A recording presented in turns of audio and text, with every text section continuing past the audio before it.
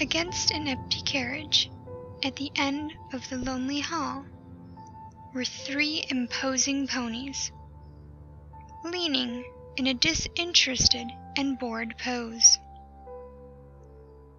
One of them happened to look up as the sorry-looking trio stumbled out into the open. They were on the bottom edge of the coliseum, with the vast rolling hills and plains of Equestria visible far below. Hey boss, we got some of them worthless Pegasi. The first one called to an even bigger pony on the other side of the carriage. I suppose it's get to work time, is it? Call it, hotshot. There may be more too.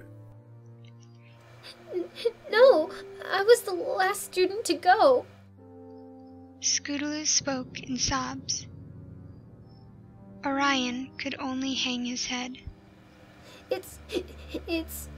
She paused and breathed deeply, determined to remain as strong as she could. It's just us 3. Aurora's wings. They're broken. She needs help. Ain't that a crying shame, it is. What's it to us? All the better she don't come flying back to us no more. We may have failed our darn test, but that doesn't mean we're not worth keeping alive. Scootaloo shouted in a flash of rage. She was determined to hold on to as much dignity as she could. Alright, sheesh. Hey Patches, doctor her up before we can head out. I don't want any blood on them seats. I just washed that thing. You other 2, in the car. Orion and Scootaloo hopped into the carriage and got as comfortable as they could on the hard seats. But they made sure to leave room for Aurora. As soon as the 3rd of the large ponies finished bandaging her wings, Aurora carefully stepped onto the vehicle and lay down on the bench at the back.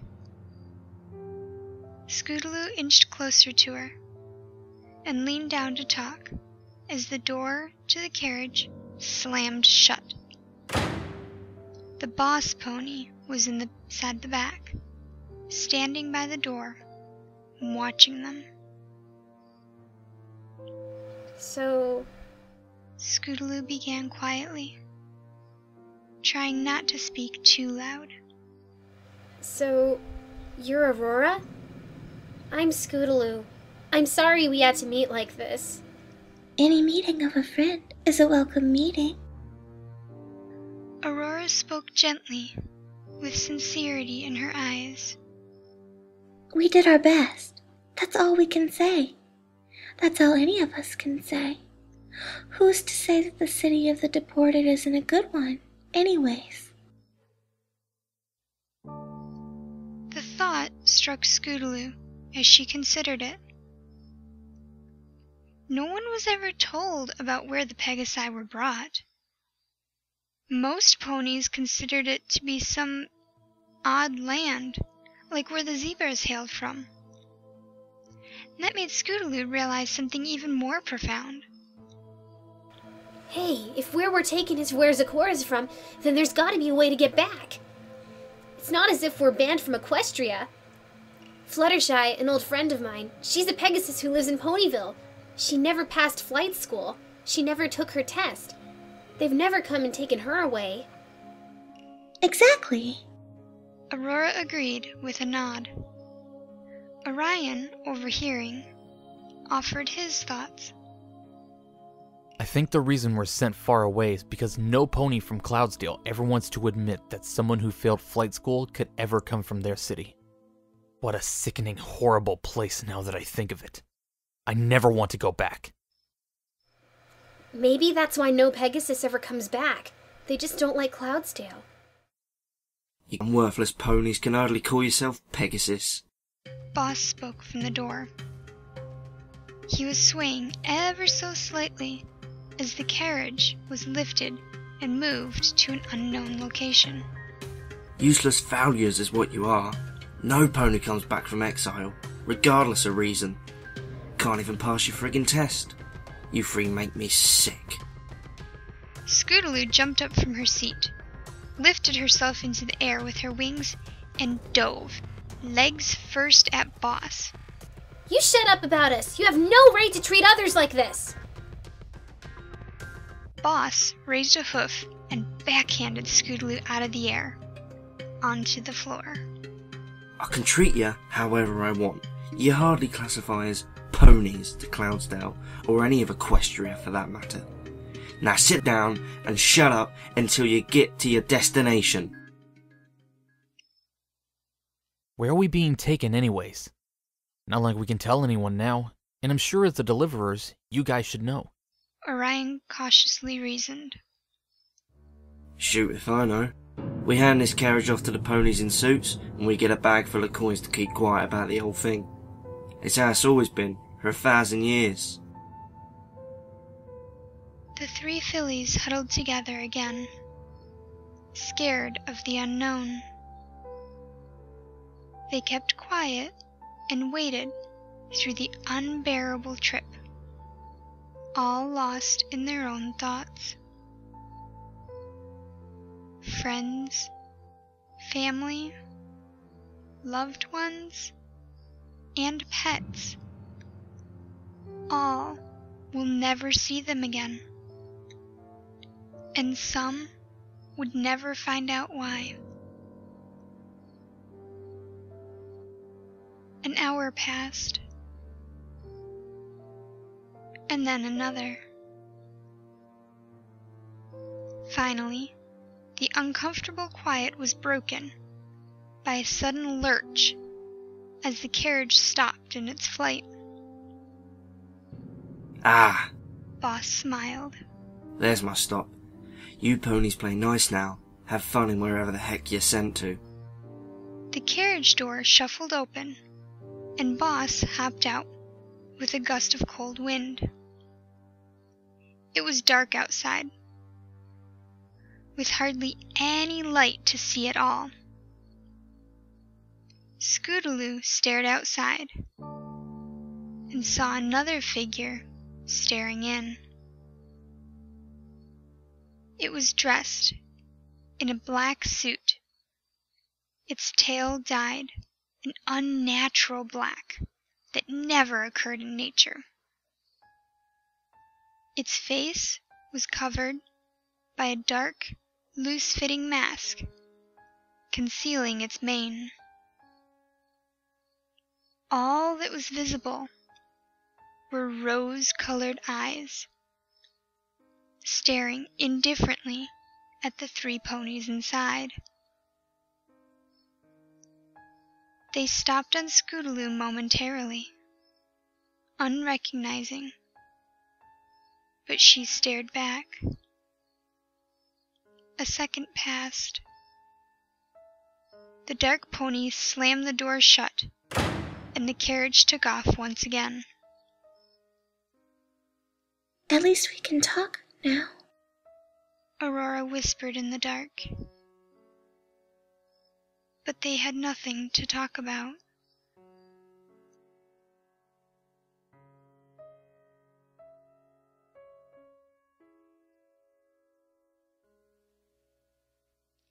The three desolate foals blinked their eyes awake, having all resolved to conserve energy for whatever came next.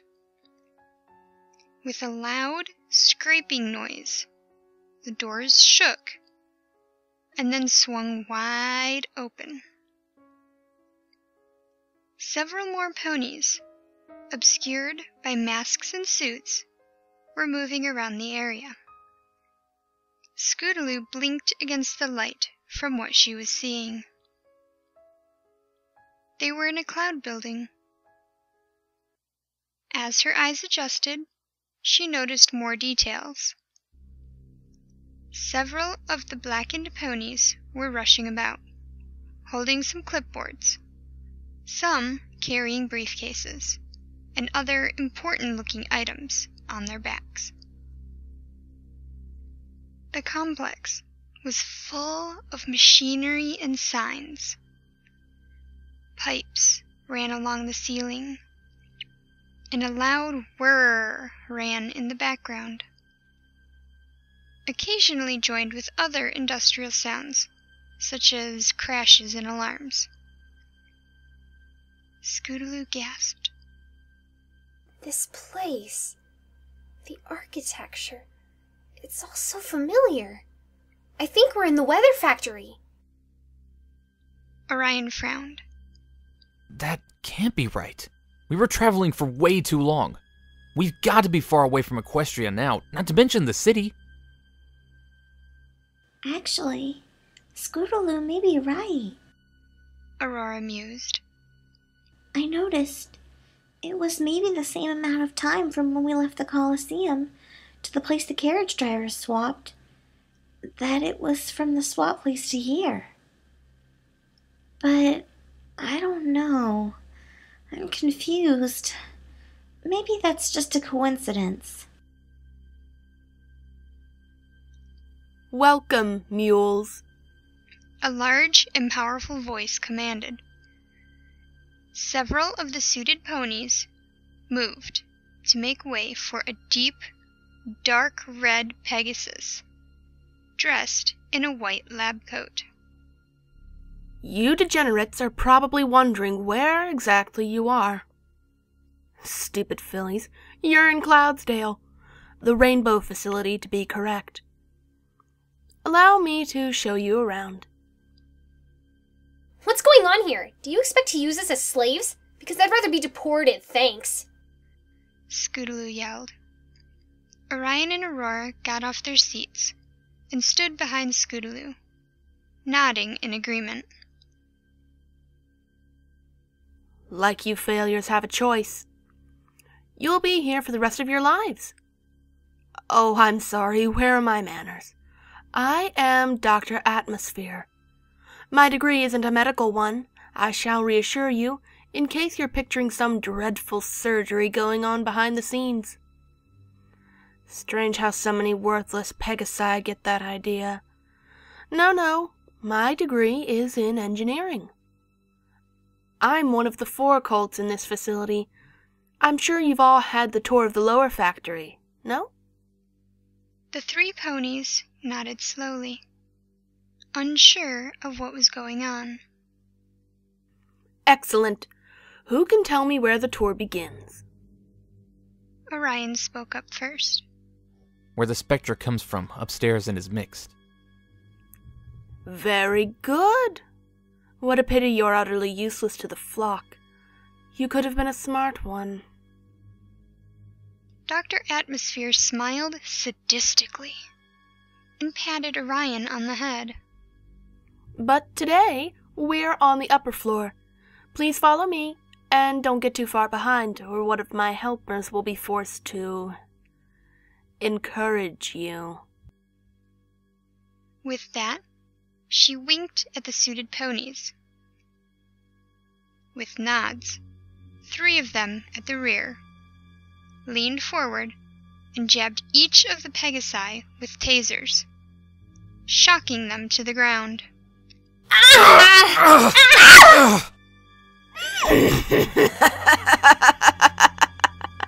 Dr. Atmosphere whinnied in laughter as they all yelped and fell, and continued into a soft chuckle as they all stood up again. Scootaloo blinked more tears from her eyes and shook herself again, trying to lose the tingling in her nerves.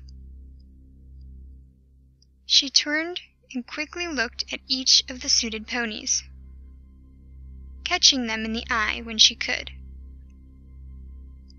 None of them were the rose-eyed pony from the carriage.